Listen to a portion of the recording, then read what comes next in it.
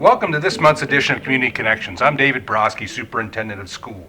Today we're updating you on the progress of our Education First plan, also known as AdFirst. It was a year ago, last month, that Clay County voters to approve a half-cent sales tax to update our existing facilities and our building of new schools. This month we have with us Bryce Ellis, Assistant Superintendent of Operations, who's going to catch us up on AdFirst. Sure. So as you mentioned, voters approved the half-cent sales tax last November 2020. Collections began in January.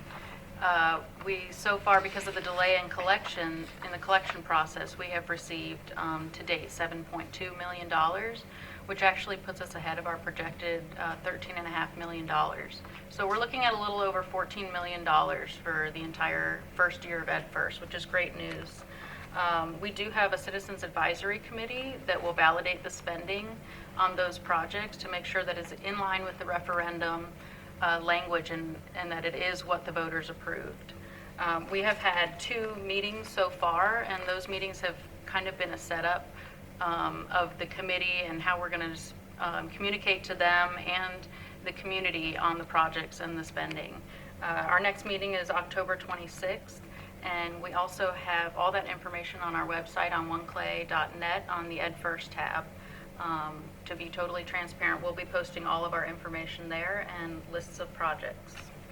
You know, the transparency piece is so important there, Ms. Ellis. Can you talk to us about the first projects we'll see completed under AdFirst?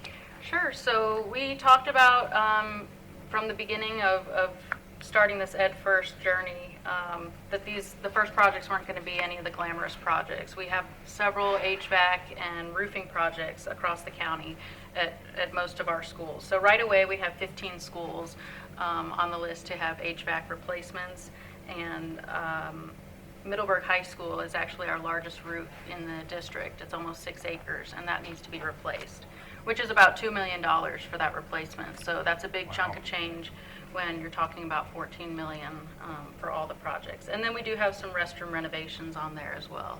So those are kind of some of the top projects that we have on our list. You know, no doubt all of those are important, especially the air conditioning in Florida. Can you talk to us about what this means for Clay County? You've been in our operation department for a number of years, and so you see things change over the years. Just tell us from your perspective, what does this mean for Clay County? Sure. So I'm incredibly proud of the voters for voting for this. This is going to allow us to be proactive rather than reactive in our facility plans. And I'm just incredibly thankful for the voters' support. Awesome. Thank you for tuning in to Community Connections this month and our update on AdFirst. So important that we give world-class facilities to our students. Our students deserve the proper environment in which to learn and excel. Just remember, one team, one goal, one Clay. Thank you. I hope everybody has a great month.